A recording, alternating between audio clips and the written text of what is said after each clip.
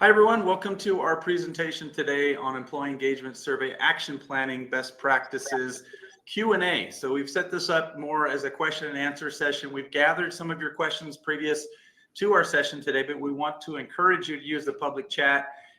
Put your name in there, where you're from, like we've had with a few people as they joined us so far, but also include questions as you go. This is kind of a stump the experts kind of exercise. So you see if we can answer most of your questions around this topic. This tends to be one of the more difficult topics as you're working with survey results and trying to figure out what to do with them and what does good look like once you're done and made this work. So my name is Charles Rogel, work as the Chief Consulting Officer at DecisionWise. We've been around for almost 30 years doing this type of work, and we have a good group of consultants here on our panel. I'll just go down the list and let them introduce themselves. Thomas? Yeah, hello, my name is Thomas Olson. I'm a senior consultant here at DecisionWise. Been here almost 6 years, originally from Copenhagen, Denmark, but I've been in the US for about 19 years now. So. Awesome. Skylar DeYoung, I've been with DecisionWise now for 4 years. We had a celebratory lunch yesterday, so we're all full on a beautiful celebration for me. I have been working with clients in an advisory and consulting role for the last 10 years, and I'm looking forward to covering these topics today because action planning is key coming out of a survey for sure. Yeah, and I'm Tyler Cowley. I'm the IO consultant here at DecisionWise, so I do a lot of our benchmarking, a lot of our data analytics, and then also work with clients on different surveys and with different coaching aspects. I graduated from LSU, so go Tigers if anyone's from Baton Rouge. Thanks, you guys. All right, so just a couple things. This is eligible for ongoing education credits through, it's going to be SHRM or the other organization. I can't remember now. We'll get you the details afterwards, so you'll have that information. And this is being recorded, so you'll be able to get access to this as well as the slides and data. We've got some slides prepped. We've organized kind of the questions and how we're going to respond into these buckets here. We're each going to tag team and take turns kind of talking about some of these things. We'll talk more about the strategy around action planning at first, getting into some general best practices, and then talk about the different components, like at the organization, department, and team level. And then we'll briefly cover what you can do with some online action planning tools and really how to be effective. So that's kind of our agenda for today. I'm going to move quickly as we go through this because we do have a lot of questions and I want to make sure we have some time. So let's start off here with Thomas on this strategy piece. Yeah, thank you, Charles. And I should just say we did have a question in the chat early on. We'll get to that question. Kwame, thank you for submitting that. Not forgotten, but it fits pretty well into one of our sections. I think one of the biggest things, with surveys in general and sometimes with action planning too, is how do we get leadership buy-in, both to the survey, but also to the action planning piece. And so, some of the things that we like to talk to them about is, retention costs when we can increase engagement, when we can take some action. Usually we'll keep people longer at the organization. And we know that payroll, that's one of our biggest expenses. And so if we can keep people around longer, if we can spend less money recruiting, that's a win for the leadership team. And we've done some research as well, and we'll see that here on the next slide. Spoiler alert coming up, but engagement, has a payoff, and it also drives performance. But there's a certain ROI to that. I think we'll cover a little bit as well in a later section about if we take action, how does that influence perceptions on the next survey? I think anytime that we see surveys where nobody did anything with the results, that's when people have a bad experience. That's when people don't really want to provide feedback again. And then, another thing is when we talk about buy-in is that the action planning can really happen at a very kind of team level. So anytime you have 5 or more people that respond to a survey, 5 is usually our confidentiality threshold. You can action plan with those individual teams. And often that's where, you'll really see some exceptional results when individuals can be part of that process as well. You can focus on, sometimes the bottom 20%. Often you have part of your organization that are not as engaged, maybe not performing as well. And so if you can help some of those teams take action, you'll see some significant increases there in both perceptions across all the questions, but also in engagement. Anything else anyone want to add to this this slide here? I was going to say, generally, people respond to data. So once you put data in front of leaders and they see low scores, we all have this negativity bias. So we're looking for kind of the, did we score lower than others? Then that kind of is a catalyst for them to want to, make some improvements or react to it or change. And so the exercise of even doing a survey quantifies a lot of the perceptions you're probably thinking are going on in the organization, and then gives them a measuring stick to react to and make some improvements around. I'd say the other thing is it really helps if your CEO is on board. And if you have that support, things run better. If that person is really concerned about the employee experience, you will be more successful. But if not, then you're fighting an uphill battle, and it will, be a little bit more frustrating.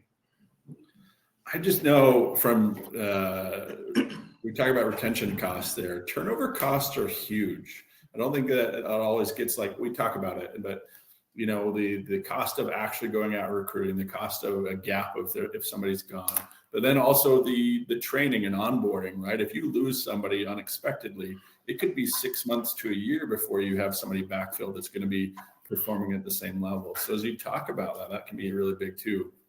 And if you're listening here to your people early on, that can definitely reduce some of that retention cost or attrition that you're going to see. Yeah, and it's one of the themes we've seen in our last year, and sort of one of our predictions for 2025 is that workload piece, stress piece, right? Where you lose somebody on the team, and now it takes 3 months to backfill that person, or sometimes even longer before that person is onboarded and up to speed. And so the rest of the team is sort of left with, a lot more work than they had before. Charles, on the next slide, maybe we'll jump to that one, the ROI slide. And that kind of touches on something Skylar just mentioned was, just the retention costs. This is the ROI of employee engagement. We've done some studies on this. You can see some of the highlights here, increased profits. We found retention. People are much less likely, 87% less likely to leave the organization when they're highly engaged. And then just a high cost of disengagement. I worked for a big tech company in Silicon Valley. I did an internship there and did a project that was directly tied engagement to the sales organization. And I found that when sales teams were engaged, they were actually some of the more high performing teams as well. So there was a straight connection there with, if you're really engaged in what you do, you also seeing better results in your work. This is our maturity model, and there's a lot of different. There's a lot of text here, a lot of different levels to it. A lot of organizations, you might fall in your organization. You might be at the measurement level. You might have done a survey once or twice. Maybe it was years ago. Very basic, not much happened with it, sort of a baseline for how are people doing, what should we focus on? And then you can see we have our next different levels here. And obviously we want to move through the maturity model. We want some of the buy-in from leaders. We want individual contributors to feel like they're part of the survey, part of the results, part of action planning. And we want it to be part of our culture, that we have this culture of, a very positive employee experience. I was going to add here, this is really around, what's your appetite for engagement? How important are people to your organization? And do you have a real strategy around the people element? And so as you're thinking about this and creating a really great experience, it does make you more competitive, because you've got a great experience. People love working here. They don't want to leave. And generally there's a threshold where people, when they look for other jobs or get recruited, where maybe they'll leave if it's a 10% increase or a 5% increase. But if they love working at their job, the risk of changing jobs, it becomes greater. Like, so they're not so tempted maybe by other offers when they know they have a really good experience at the place they're working.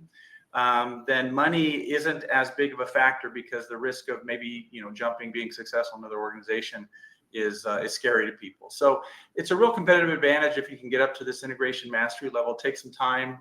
I was going to add here too, at the beginning when you do this, it might be more reactive to the results. So let's just measure something. Let's use some questions, figure out what people think.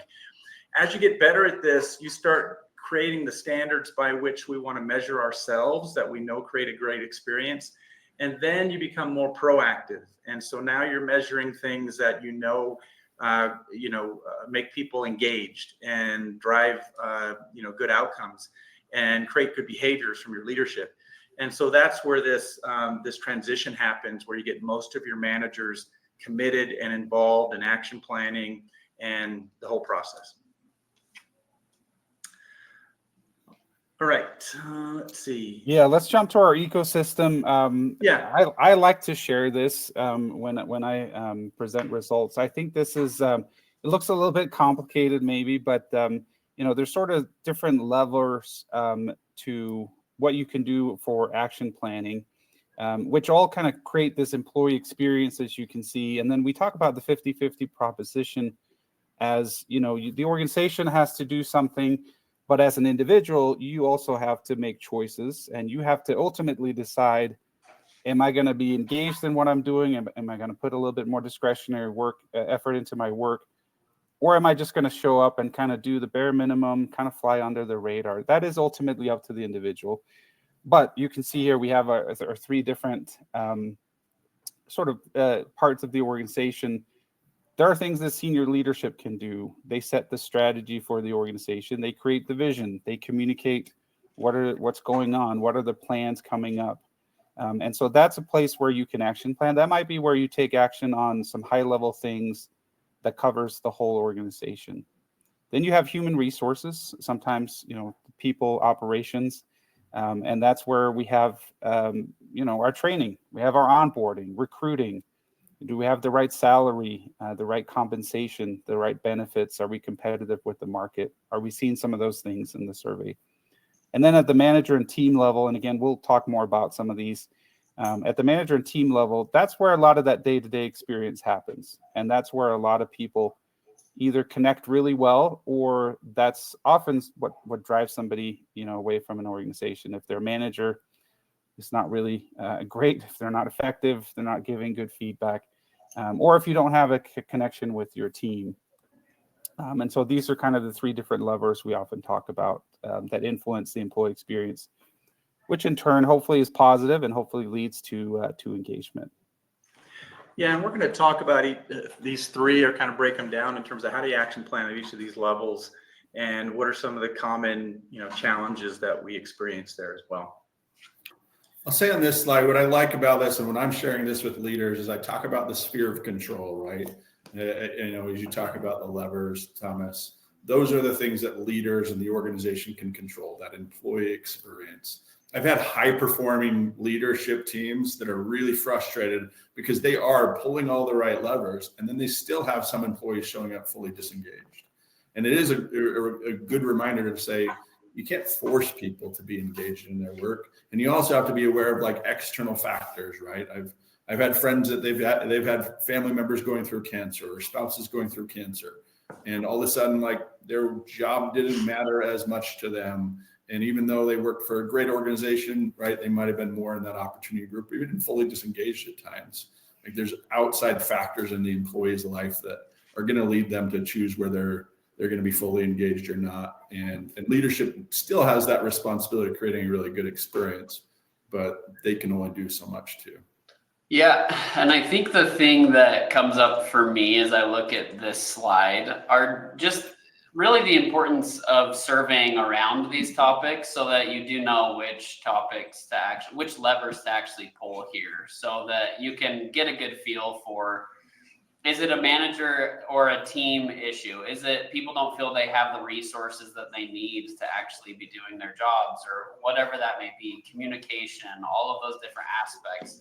And when you have a good feel for, this is a problem across different departments across the entire organization, then it gives you a good feel for which lever to really pull and how to start moving forward with things. Great.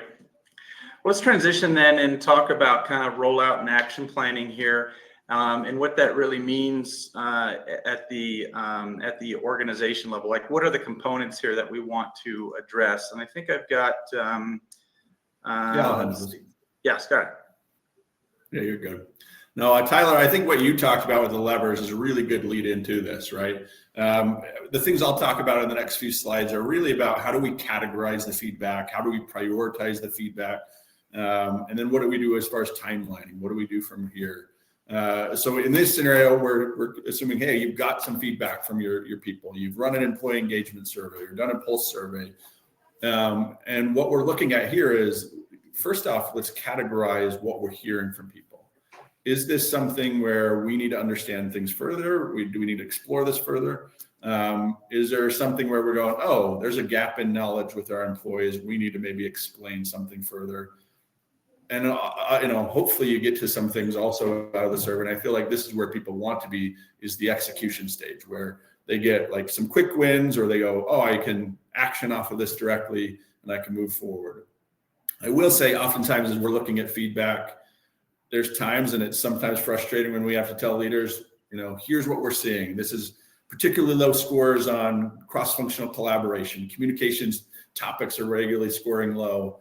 And then they say, well, what should we do to solve this? And oftentimes I'm going, well, we need to dig a little bit deeper, right? We only asked a few questions on communications on the survey. Let's talk to your employees a little bit more, maybe do a pulse survey. And I know from an example of working with a client where we were doing focus groups, an issue was around top-down communication. And it really wasn't about the top-down communication as we dug into it.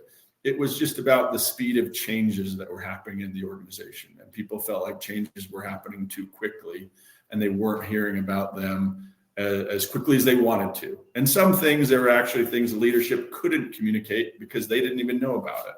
There was major organizational changes. But as we dug deeper and explored topics further, that's where we were able to be more diagnostic. So this is something that's a really good reminder, as I'm sharing this with my clients often, is, what are the topics we need to execute off of right away? There are some quick wins. Let's look for those. That's the low-hanging fruit. But what are the other areas that we maybe need to explore further? Or maybe you need to explain and say, there's a gap in understanding amongst our employees, and we can quickly explain some of this. And this is really helpful in categorizing that. Anything else anybody would add on this, or things that you're seeing? I like it because, again, the survey doesn't answer all your questions. It kind of points to topics that need to be addressed. And so additional conversations and things are necessary. Exactly. Yeah, perfect. As far as again, under the, hey, we've run a survey, now what? This is something we regularly share with folks is, well, timeline this out. There should be various different waterfall effects coming out of a survey. And there's going to be some, let's distribute the insights, let's distribute the reports. And then let's talk about those things. And then let's do some action planning. I usually look at this and say, hey, there's two major buckets, right? Let's distribute the insights, let's distribute the reports, and then let's have discussions around them and make some action plans and hold people accountable. But having something, this can be pretty simple, right? Here's the stages, here's the time frame. We've got that we're going to do this in May, we're going to do this in June, do this in July. We'll oftentimes provide this as a template for our clients. And then I'm challenging them and saying, and now take this and put in specific dates. What day are we going to have that executive debrief? What day are we going to do an all manager debrief, where we debrief managers on what's going on? Are we going to do an all employee debrief with everybody like at a town hall? Or are we going to send this out via email or put it in a newsletter? How are we going to do that? When are we going to do that? And how are we going to execute on some of this? Yeah, it's also helpful to say, well, how much are we going to require that everyone do an action plan, or a subset, or is it, is it mandatory or not? So those are some things to think through as you're even debating doing an employee survey, is how we're going to roll out and use the data once we get it. In some cases, you might not go that deep with the data to all managers. You might say, well, let's just do it to department heads this first year. And then as we get buy-in and interest, we can expand the operation a bit. Right. And the size of your organization and to what Charles has said is also going to be a factor, right? If you've got a smaller organization, right, there only might be 5 managers or 5 people who are going to get their department level reports. And are we going to have one-on-ones with HR leaders? Do we have HR VPs that have bandwidth for that? How are we going to have some of that accountability? But again, this gives some good structure of here's some ideas, here's some general best practices, but then adapt it to your organization too. Now, this is something, again, from when it comes to action planning, there's 2 major demographics we're working with. We're working from the organization perspective. How can we make changes from the top down? But then also team results. How can we make changes and improvements from the bottom up, right? How are we going to action off of these things? And this is somewhat of a Gantt style chart of order of operations as well, right? We can do some of that organizational level, executive debrief and theme prioritization. And that should happen before we're getting like team leaders getting the reports. We should stage that before. But once you start distributing the results to managers and debriefing them, that's where we can then, not only continue across the organizational results, where we're sharing some of the things from an organization perspective. What are the trends and themes from that high level? But then we can also delegate to managers and say, now you've got your own specific report. You've got your own specific insights relevant to those who report up through you. Now let's do some team action planning training and have you also do some action planning from the ground up. And again, when it comes to what are we doing from a planning perspective for this is something we want our clients to be working with as far as on their what's coming up. Do we have a plan for what we're going to do as far as distributing this? Do we have a timeline? How are we going to hold leaders accountable? How are we going to hold managers accountable and go from there? Yeah, and really the managers in the organization are looking towards the leadership to say, okay, well, what's the organization focus? What are you all going to work on up there that we can kind of riff off of a bit down here?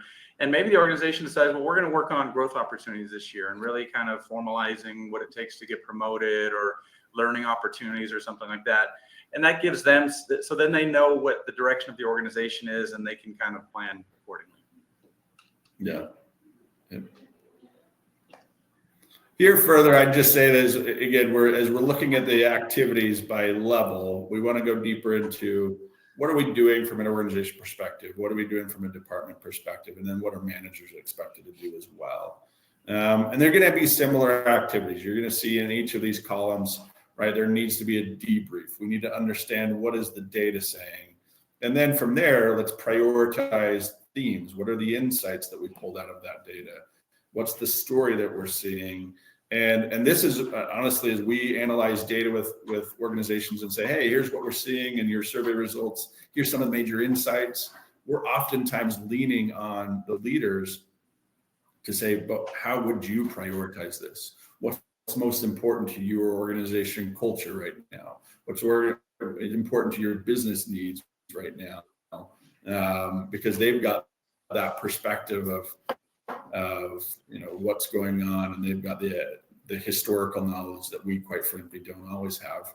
And with that, we can help build some priorities and go through that with the organization. Sorry, I see my camera keeps going in and out, so it's fine. Yeah, But again, you can do that from an organization perspective where you can. Oh, go ahead.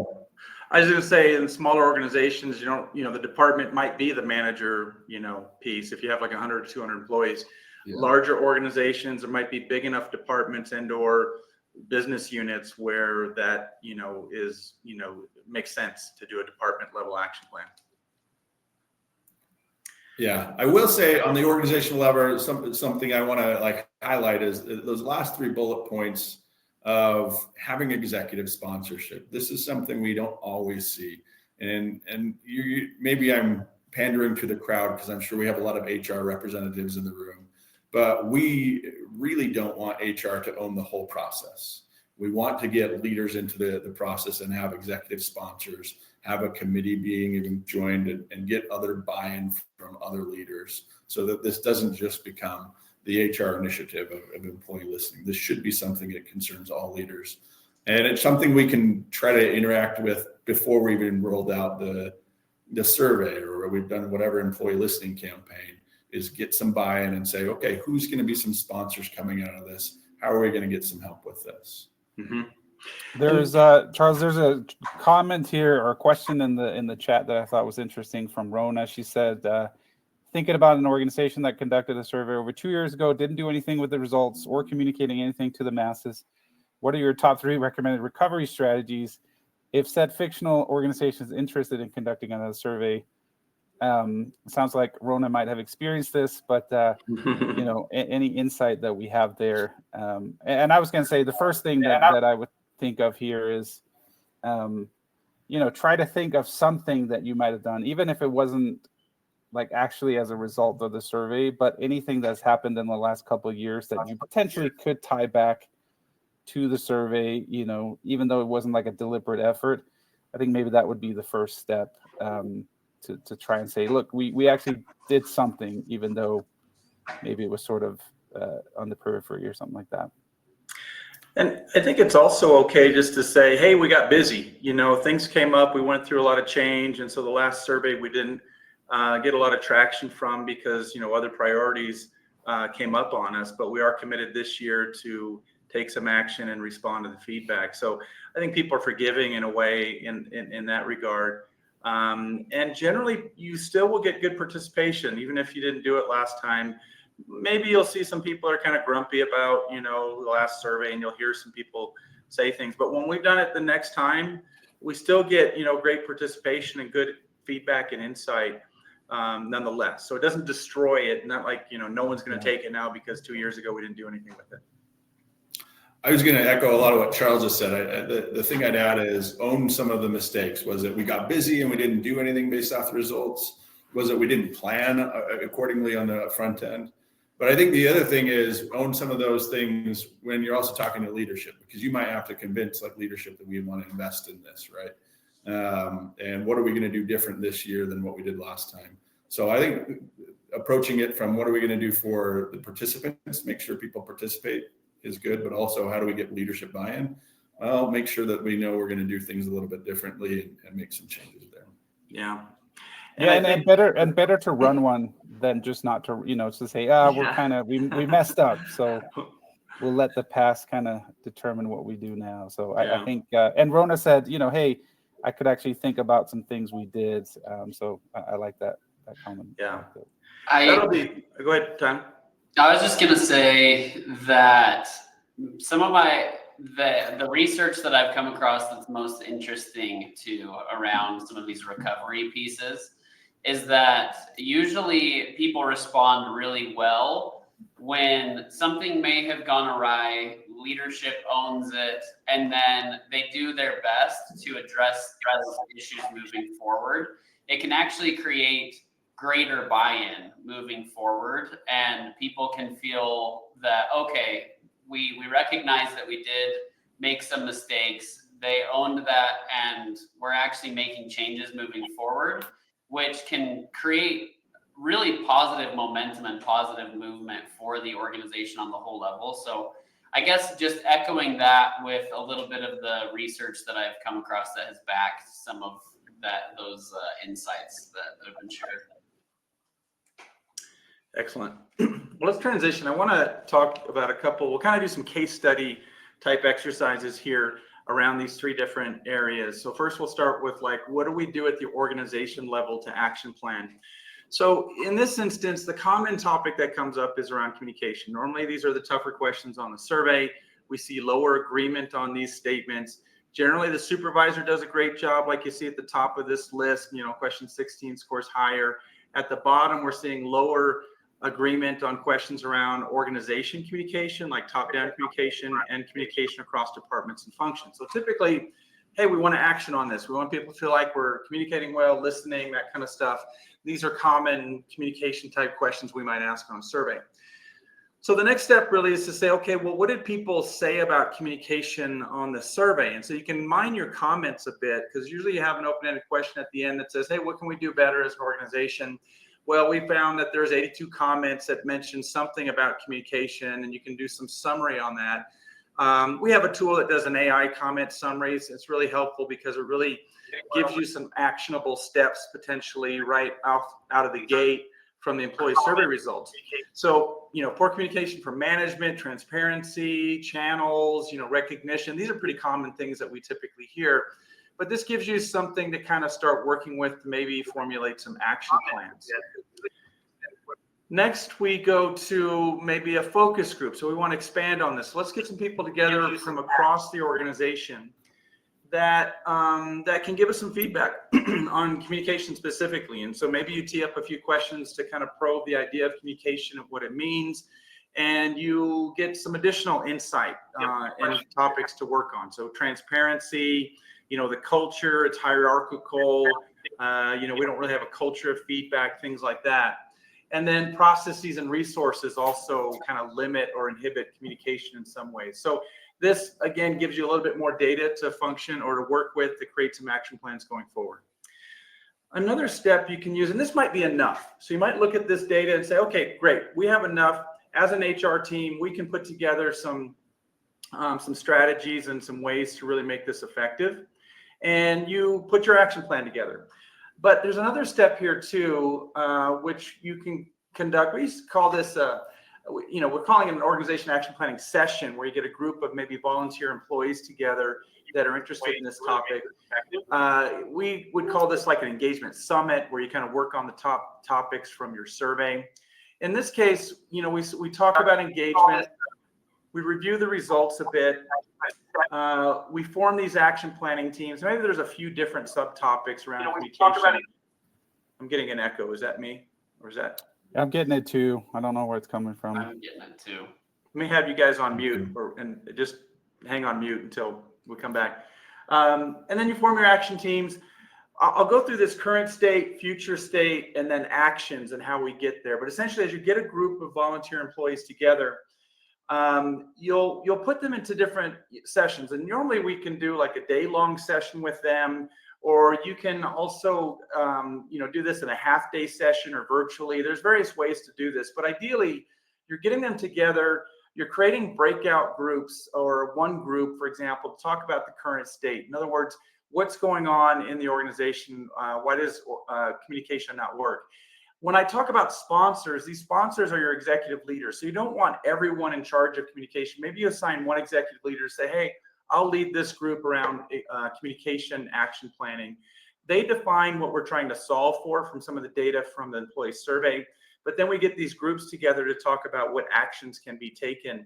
And maybe this group will also be responsible for initiating some of these actions and working on them throughout the year.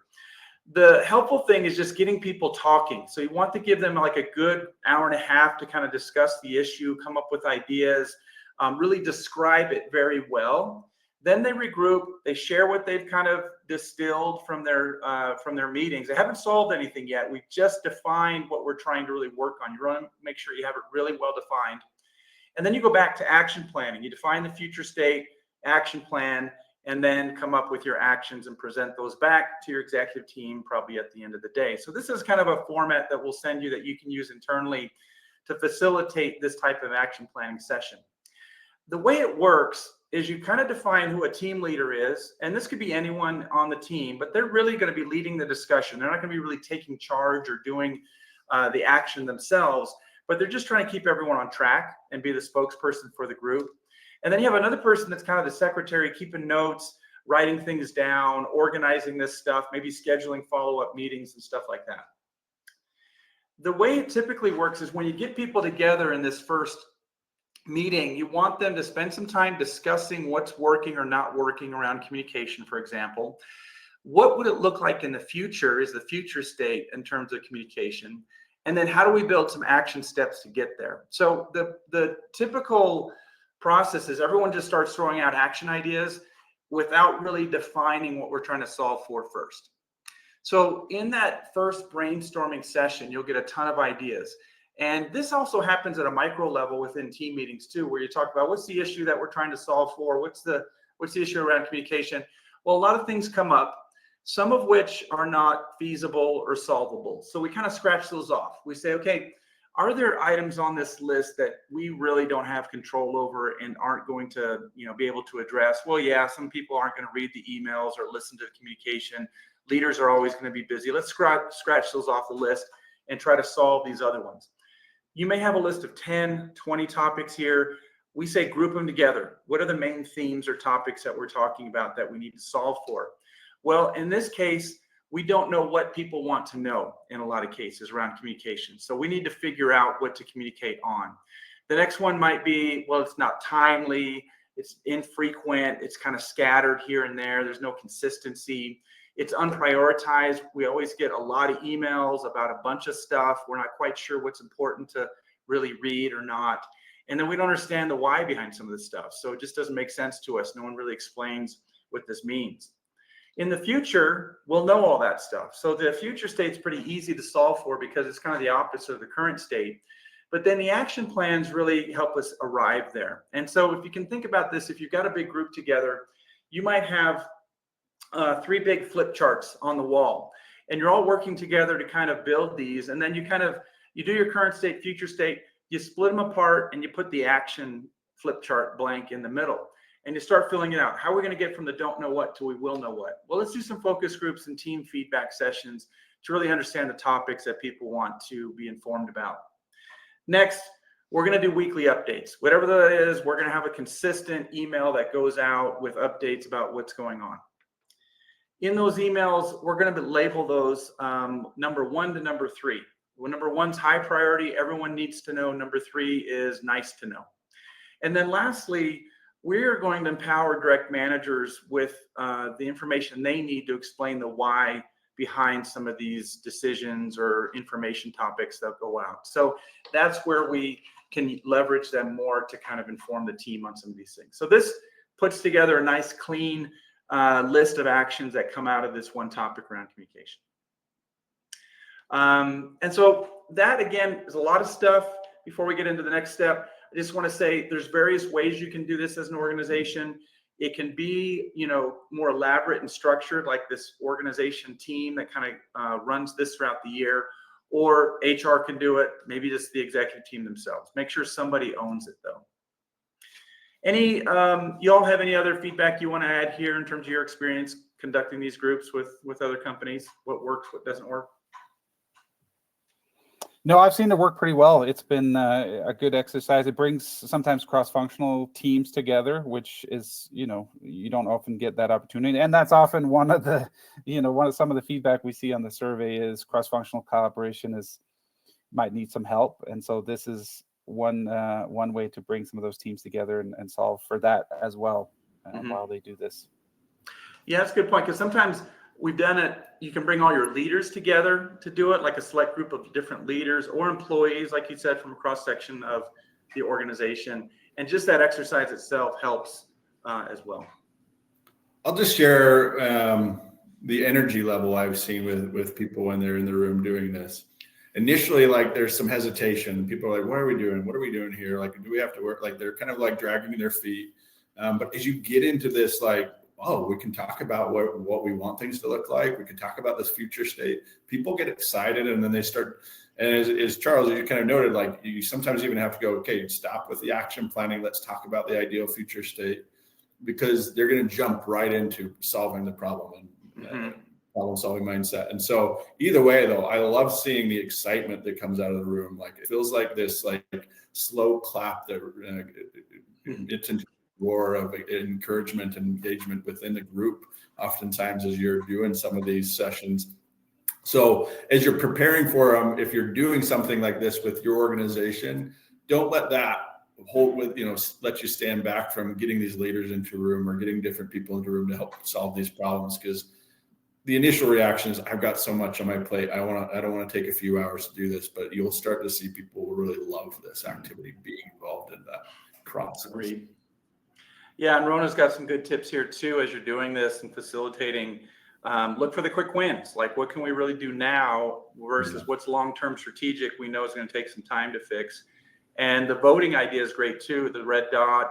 Sometimes you can just give them Post-it notes and say, okay, everyone go up and put a Post-it note. You get 2 Post-it notes to vote on whatever actions you think are most important. And that kind of weeds out the ones that aren't as good, because sometimes you'll get some lame ideas and you'll have to facilitate around that. But usually that voting exercise really helps you get to the best outcomes, the best actions. All right. I want to touch on Angela's questions a little bit, the ROI of action planning here. One thing I have seen is when you do decide to do something, we see it the next year on the results. So I've seen organizations say, hey, we spent a lot of time investing in growth opportunities, training, really communicating a lot around that, making sure people had individual development plans. And we saw perceptions on the growth statements that we measure on the survey increase pretty significantly as a result. So people like it, and especially if you're saying, hey, we saw in the survey people were concerned about growth opportunities. We put a lot of effort into it. We saw perceptions improve. That's what you're trying to do, is tie it back to the survey. We listened, we responded, and then you'll see improved perceptions as a result. The ROI, what does that mean? Well, then, it translates later more indirectly, maybe to retention, as well as just making people feel like they're cared about. This organization cares about them, and that we're doing something for them. So it creates more loyalty, dedication, engagement. I think part of what Angela's asking too is like, how do we continue to gauge that ROI? And I think pulse surveys, as you talk about, Angela, is a good way too. Mm-hmm. If go through the year and you say, oh, we talked about we were going to change XYZ based off the survey. Yeah, 6 months in, let's say, how are we doing with XYZ? And also, again, having some follow-up conversations in teams. If you've got that executive sponsor we talked about earlier, if you've created like an engagement committee or some people who have some ownership over this, they can also have some accountability check-ins as well. Yeah, and I like Kwame's question here. I think the one way we've been utilizing AI right now is just the comment analysis. And it really distills all the comments around communication or whatever into some nice, succinct bullet points and real clear actions to take. You can also use it, what we're experimenting with, or what are some good organization action plans around communication? How do you effectively improve communication or whatever? And AI will generate a lot of those best practices from out there on the web that you can then pick from or choose from. So you don't have to kind of create these within a vacuum. All right, sorry, let me then transition here. So the next one we want to talk about is kind of the department debrief. So we talked about the organization kind of emphasis. What's the organization going to do as a result? Now we can talk more about the department process.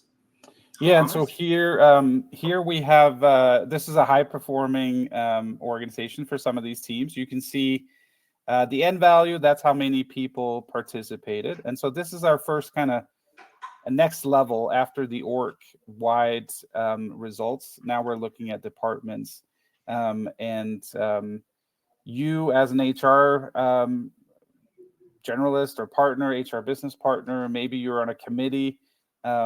You could be part of helping the departments, debrief some of their results. And by debrief, we mean let's dive a little bit deeper. Let's give that department some insight into their specific results. When we present this to an executive team, there's always a little bit of, sort of competition. We're not trying to make this a competition, but here, maybe the security team thinks, oh, what's going on in my team? We had a lower favorability. There's more disagreement here, the 20% disagreement, but it's a smaller team as well. You have operations here, represented by 236 people. That's going to be a lot more high level, and we'll dive into some of the team results. There might be some deeper dives we can do into teams within operations. Security, that's probably that team. So that department, we wouldn't do team debriefs. You wouldn't do that for that like a smaller group within security. Legal, pretty small group there as well. And Charles, if you go to the next slide, we can facilitate that certainly here at DecisionWise. Again, you could be part of that. You could meet with your leader of this department. You could give them insight into their data, either using a manager report, which we provide with all the different results, or you can take them through the online dashboard. So that's how we usually, analyze the data. You can go there, you can review last year's data. You can see some of that trending you can, have a conversation. I think that's important. What's some of the context here? What's happened in this department over the last year? Some of the things are probably known, and some things, you might discover based on the feedback here. And then you would start kind of talking action planning with some of those leaders. Hopefully that department would then start involving some of the teams, and they would start involving, individuals in that action planning process as well. Yeah, and this exercise is very similar to what you do with the overall organization results. You're looking for themes, you're looking for topics. It will differ by department, like maybe it's security, whatever. Maybe they've had some stressful moments or whatever. Security's need to be has been maybe had a security breach or something. So they've been extra busy trying to clean up and navigate that. So that's why their perceptions are lower here. A question from Dan also kind of pertains a bit to this too, because you might have some groups like in operations or your field employees, which get lower participation. So sometimes you look at that data and say, well, gosh, we only got half of the people in the field to participate. Is this data reliable? And in most cases it is. If it's a large enough data set, the margin of error is going to be very low, and Tyler can talk to that a bit more. But the idea is that it's a pretty robust data set. If everyone else took the survey, the results would probably be very similar to each other. Now you can use that data to take action, or if you have a small department, but you only got like 5 out of 20 people to take the survey, well, use that data to prompt some conversations and really talk about it with your team. It's going to be more of a talking or discussion starting point than something that's conclusive that you can take action on. Maybe, Charles, I'll go back to Kwame's original question. He asked the question, it's very similar to Molly's. How do you get leaders to act on engagement results when they emerge as the problem? And then Molly said, how can we get senior leaders, department leaders to buy into feedback that may be more critical? How can we guide them to not be defensive? And we certainly see that, right? And here, just this example here, security, it might not be an issue with the leader of security. It might be some other questions around, maybe it's training and development, maybe it's stress levels for that group, maybe they don't feel like they work well with other teams. And so, that would be a way to frame that conversation. Sometimes it is with that leader, and that is harder feedback to take. And that's where you come in as hopefully, sort of a guide there to help them, look at some of the other, hopefully there's some positive elements too. But then have that conversation of, what do you need to change? What do you need to do a little bit differently? And that's where sometimes we come in with like 360 feedback, and we try to give that leader some kind of other tool and resource to say, hey, what could you really be working on? Because there's something going on here with your team. But Kwame and Molly, definitely a challenge, to have that conversation. And for some leaders to take more critical feedback, it's not an easy conversation. We always talk about the ceremony. Or go ahead, Scott. You're good. I can talk about the ceremonial too. No, we do talk about the ceremonial. I'll talk about that. But I always talk about, and this is the same vein of be curious, right? And have an attitude of curiosity as a leader. Don't just kind of look at a slide or go, oh, we're so low, and jump to the conclusion of I must be terrible as a leader. Thomas shared some really good examples of like there might be some other things going on that's not really reflective of the leader, but maybe even reflective of the organization, right? The survey, especially an engagement survey, usually has major sections like rank these relevant to your job, your team, your supervisor, and the organization. So there might just be a department that's having more problems with the organization or their job, and how do we help with some of those factors too? And sorry, I was just going to say to Joe's point, how do we get over the shaming of different departments when discussing with the leadership team? Sometimes you might decide, this overall department level information, maybe we just don't share that. Maybe there is some sensitive things there. Maybe there's a leader that sort of, we know that they were going to score a little bit lower. We know that their favorability would be lower. And we have that conversation outside of that presentation. We share some other demographic insights, but maybe this one we don't. That could be a way to do that. And I always frame it as, look, this is not a competition. As a senior leadership team or an executive team, you're interested in the success of the whole organization. And if a team has less favorability, we should all, as leaders, be interested in helping that team and figuring out what's going on in a positive way. Yeah, and it kind of is a maturity around feedback too. Maybe the first year you do this, you're a little bit more sensitive. We don't share as much detail. We're just trying to acclimate people to this stuff and get them excited about the feedback. With some areas though, where feedback is lower, you'll definitely see, oh wow, this person's supervisor scores are really low. We can tell they're having difficulty as a leader. In some cases, HR, they'll say, oh, I know why their leadership scores are low. They went into that team that was low on accountability, and they're really changing things there and pushing their employees more. And we expect to see lower perceptions about their supervisor questions than before, but that's a good thing. They're doing good things. Other times they look at that and they say, yep, we know exactly what's going on there. That leader there is having problems. We've already been addressing it. This is just confirming what we know. And then to the Sarah model, initially, like your executives too, they might have an emotional reaction to this. This is very typical with feedback, where there's shock at first. Maybe they get a little angry. Maybe there's some resistance, but then there's this period of acceptance that they finally get to. So don't be afraid that the initial response you get is defensiveness. That's a shock and anger resistance kind of response. Generally, people work through that and they get to acceptance, where they're like, okay, let's see what I can do. I don't like the feedback, but there's some good nuggets here I can use. And so it takes a couple meetings before that diffuses and they're ready to kind of work on some stuff.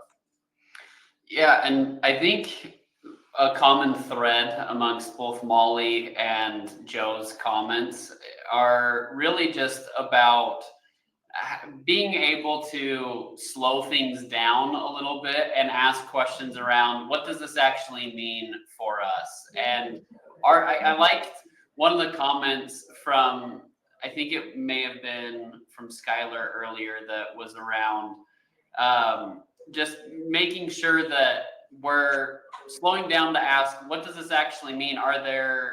With security, does this mean that it's a leadership thing, or does this mean that there's just higher stress and this is a more intensive job and harder hours or whatever that may be? So really trying to slow down to say, what does this mean for us? We're not looking to target specific groups. We're not looking to provide this critical feedback about these individual leaders, but we're wanting to just slow down and say, what does this actually mean for us? If things don't change moving forward, is that going to be a big problem? What are the consequences due to that?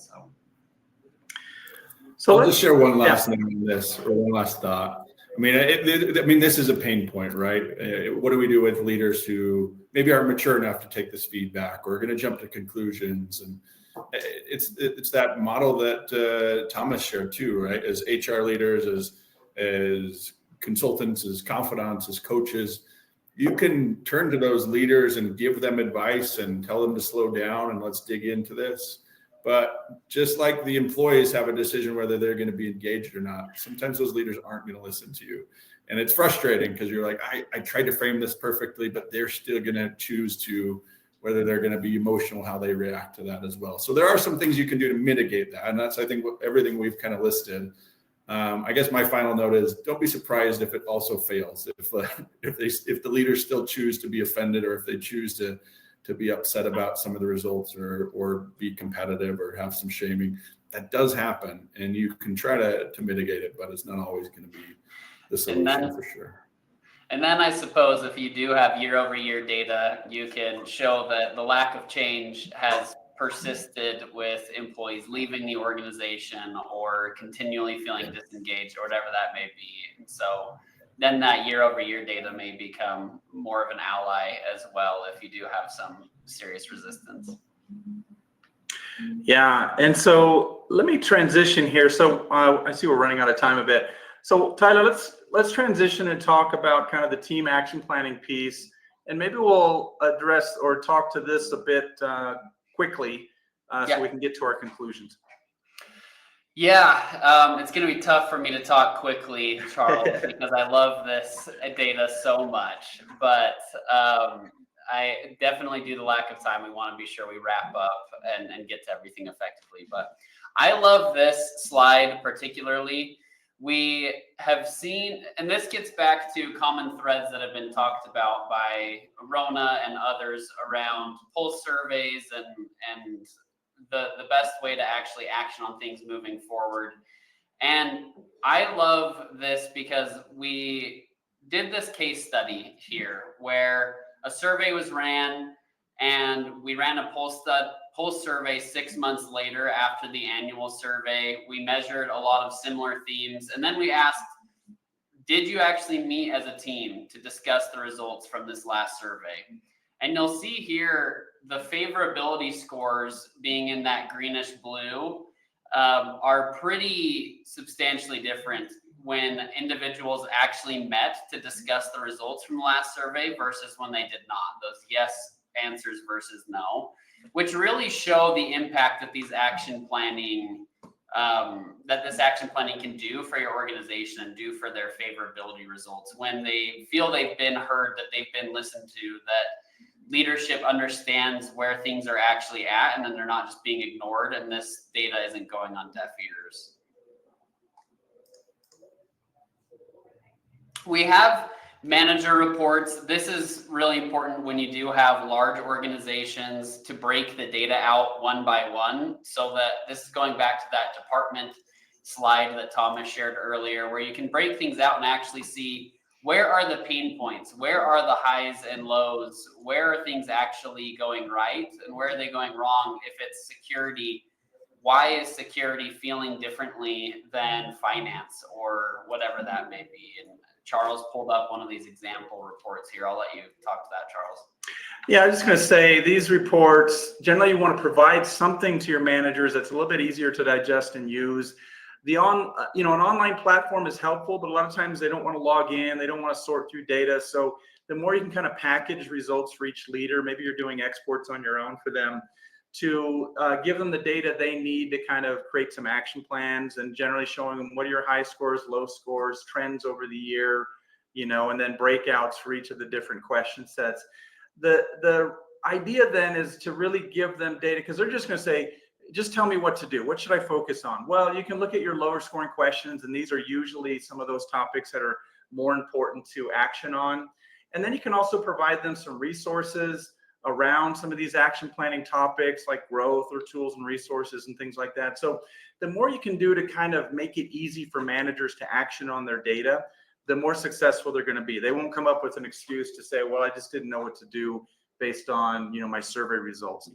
This also gets back to this action planning process that I'll let you jump in here, Platter, to review. Is this, we're trying to, well, maybe I'm going to jump to Skylar here to conclude, but we're trying to kind of set a process where they have a discussion with their team, review the results together, and come up with some action planning resources. But I'm going to, we'll provide this to you, but I want to make sure we have some time to conclude and touch on some of these best practices and last goals we were talking about. So let me jump to kind of our conclusion and where we want to kind of leave you at the end of this session. Go ahead, Skylar. Yeah, no, we just got a minute or two. So, and we've had some awesome questions today, and hopefully we've given you some helpful answers as well. But I will say these are some 5 ways to improve employee engagement. And these are ones that we swear by and regularly see. So the first one is somewhat surprising, but oftentimes we've put in place so many different things over the years that maybe rather than what do we do new this year, we look at what's not working. And we have some clients that'll do a continue, start, stop. And sometimes it's what do we need to stop doing? What do we need to subtract from the equation? And that can be something that's really important. The raising the floor and supporting the roof. That's actually something I look at as when we were in the MBA program, we talk about the two-tail experience. So when you do a survey, you're going to have a normal distribution of responses. You're going to have a normal distributions of supervisor scores, and you're going to have some that are going to score really high and some that are going to score really low. Well, pairing those two together can be really beneficial. You compare the two tails of the distribution and have some of the best leaders supporting some of your lowest scoring leaders can be very helpful as well. I want to just make one note on the 2 things. I talked about expanding ownership a little bit earlier on making sure this isn't just an HR thing. I do want to push, get credit for your homework.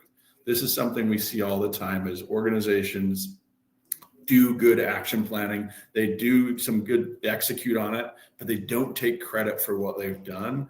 And then we talk to employees and they're like, well, we've done this survey for years, but nothing ever happens. And we talk to leaders and they say, actually, we've done like X, Y, Z. And I say, well, share that with employees, share the stories.